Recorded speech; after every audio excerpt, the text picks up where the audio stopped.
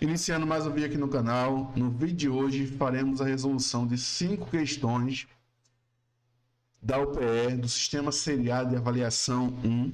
São questões de função afim.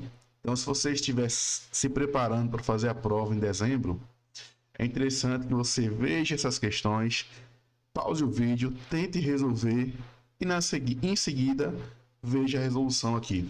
Então, vamos começar com a primeira questão, que foi de 2019. No mês de setembro, uma loja de roupas teve um lucro de 40.200 em função do valor investido Y, como representado na expressão. Quanto deverá ser o investimento em reais no mês de outubro para que o lucro obtido quadruplique, considerando essa mesma expressão para o lucro?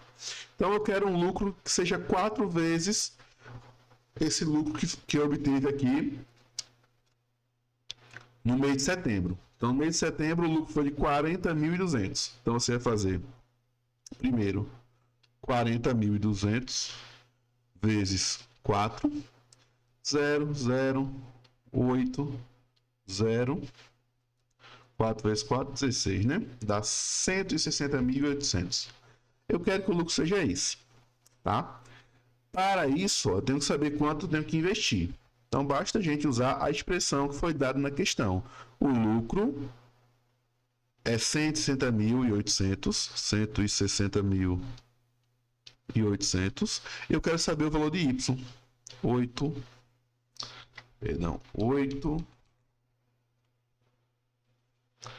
Y mais 200. Uma equaçãozinha do primeiro grau, você passa 200 para o primeiro lado, vai ficar 160.800 menos 200 igual a 8y. Aqui a gente vai ter 160.600 igual a 8y. Basta a gente dividir. O y vai ser 160.600, né? Aí eu com 800, 160.600 dividido por 8. O valor, então, ó, se a gente dividir, é uma divisão até que simples, né? 160.600 por 8 vai dar 20.075 reais. 20.075, a resposta, portanto, é a letra D. Então, uma questãozinha bem interessante de função afim, tá? Na verdade, se transforma numa equação do primeiro grau. E a gente calcula o valor do investimento, que tem que ser de 20.075. Questão 2. Sofia e Flávia, estudantes do primeiro ano do ensino médio, durante uma pesquisa sobre calçados, solicitada pelo professor de matemática, descobriram, dentre outras coisas, que no Brasil a fórmula S, que é 5P mais 28 sobre 4, pode ser usado para calcular o número aproximado do calçado S em função da medida do comprimento P do pé. O número do calçado na Europa é sempre 2 unidades a mais do que o número do calçado aqui no Brasil. Depois da apresentação online dos resultados da pesquisa para a turma, elas propuseram a seguinte situação problema. O pai de Zulmira mora na Europa e lá o número do calçado é de 42. Zulmira mora aqui no Brasil. E a medida do tamanho do pé do seu pé é 2,4 centímetros a menos do que a medida do tamanho do pé de seu pai. Qual é o número do calçado de Zulmira em nosso país? Interessante essa questão, hein? Vê só. O pai de Zulmira mora na Europa. E lá na Europa, o calçado sempre tem 2 centímetros, 2 unidades a mais do que no Brasil. E no Brasil a gente consegue calcular usando essa fórmula, tá? Se o calçado do pai de Zulmira é 42 na Europa e lá é 2 unidades a mais do que no Brasil, quer dizer que no Brasil o calçado dele tem que ser 40. Então o calçado é 40, o S é 40, eu posso descobrir o comprimento do pé do pai de Zulmira, que é o P. Então a gente vai fazer isso, a gente vai usar a fórmula S, que é igual a 5P mais 28 sobre 4. O calçado do pai de Zulmira no Brasil é 40, porque na Europa são 2 unidades a mais. Então, o S vai ser 40, igual a 5P mais 28 sobre 4. Esse 4 que está dividindo vai multiplicar o 40. Então, 40 vezes 4 é igual a 5P mais 28. Aí você faz, 40 vezes 4.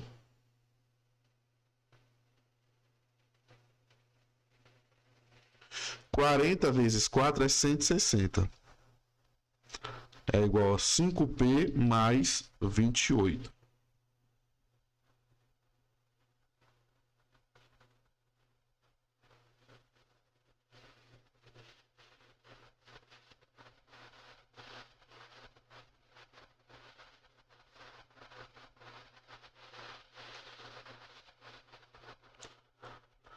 Tá? Aí esse mais 28 passa para o primeiro lado, fica 160 menos 28, igual a 5 vezes P.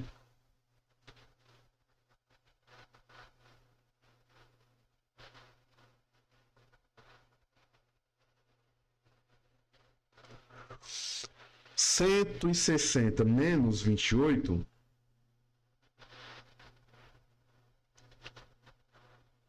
160 menos 28, isso vai dar 132.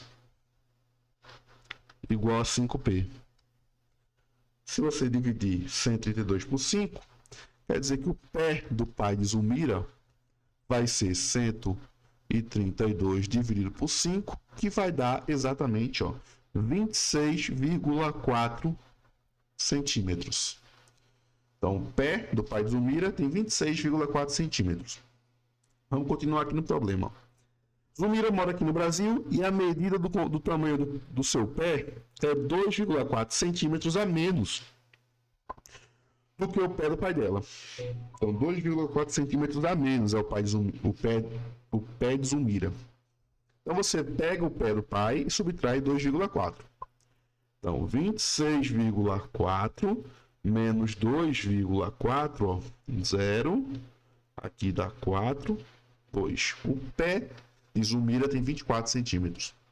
A gente quer saber qual é o número do calçado de Zulmira no Brasil. Então, agora é só a gente usar a fórmula novamente e calcular para P igual a 24. Então, S vai ser igual a 5 vezes 24 mais 28 sobre 4. Daria para a gente dividir aqui 24 por 4 e 28 por 4, né? Seria uma forma de fazer mais rápido essa conta, em vez de multiplicar. 24 por 4 dá 6, então ficaria 5 vezes 6 mais 28 por 4 dá 7. Então, o sapato dela é 30 mais 7, ou seja, 37. Ou você pode multiplicar 5 vezes 24, dá 120, mais 28 dá 148.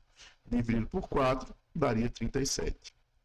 Então, o sapato dela é 37, resposta letra D. Bem interessante essa questão também. Essa foi 2021. Questão aqui de 2020, Qual a função polinomial do primeiro grau representada no gráfico a seguir? Então, eu tenho um gráfico de uma função, quero saber qual é essa função. Uma maneira de fazer isso é você ir testando. Pega um ponto e testa para ver se está certo. Por exemplo, o ponto aqui, esse ponto é o ponto 3 e 0. 3 e 0. Eu tenho o ponto 3 e 0, tenho o ponto 0 e 3. Poderia pegar, testando aqui em cada alternativa, ou poderia lembrar da fórmula do A. O A é o coeficiente angular da função. Ele é calculado como sendo y menos y0 sobre x menos x0. Aí você escolhe aqui, quem vai ser o ponto inicial, quem vai ser o ponto final. Esse primeiro ponto vai ser o inicial, x0, y0. O segundo ponto, x e y. Aí você vem, y é 3, vai ficar 3 menos 0 sobre, embaixo, x é 0 menos 3. O valor de A, então, vai ser 3 sobre menos 3. Resposta, menos 1. Aí você compara. Menos 1 quer dizer que a função é decrescente. E de fato, no gráfico ela é decrescente. Então você já percebe aí, ó, que o A tem que ser menos 1. E o B? O B é onde o gráfico toca o eixo Y. Ele toca o eixo Y no ponto 0 e 3. Então B é 3. Então sei quanto é o A e sei aqui, ó, pelo gráfico, quanto é o B. Logo a função ela é da forma 3 menos x, letra B. Tá? Questão 3, letra B. Questão 4. Considere a função real g definida a seguir. É uma função definida por partes. Em relação a essa função, é correto afirmar que é decrescente para x menor que 1. X menor que 1, a função x menor ou igual a 1,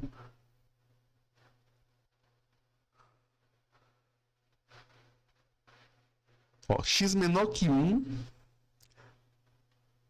na verdade, x entre 1 e menos 1, né, a função é constante.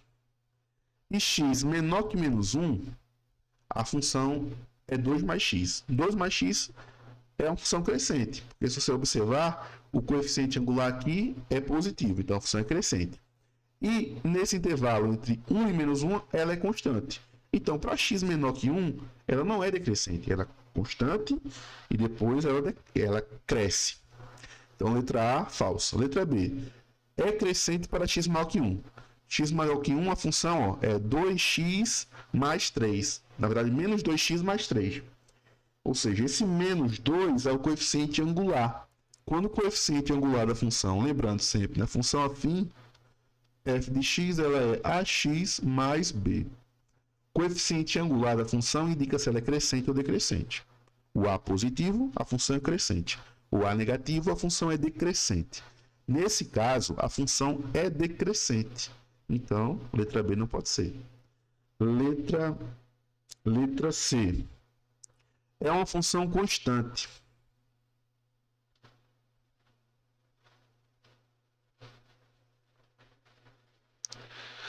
É uma função constante. Se x é menor que 0, se está entre 0 e menos 1.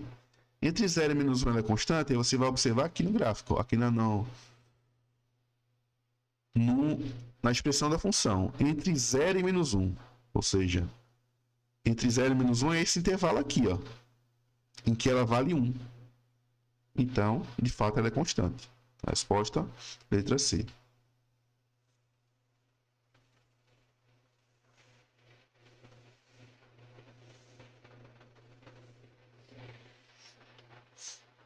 Questão 5. Na fabricação de 25 mesas, o empresário verificou que o custo total do material foi obtido por meio de uma taxa fixa de 2.000, adicionada ao custo de produção, que é de 60 por unidade. Qual é o custo de fabricação dessas mesas? Isso é uma questão clássica de função afim, tá?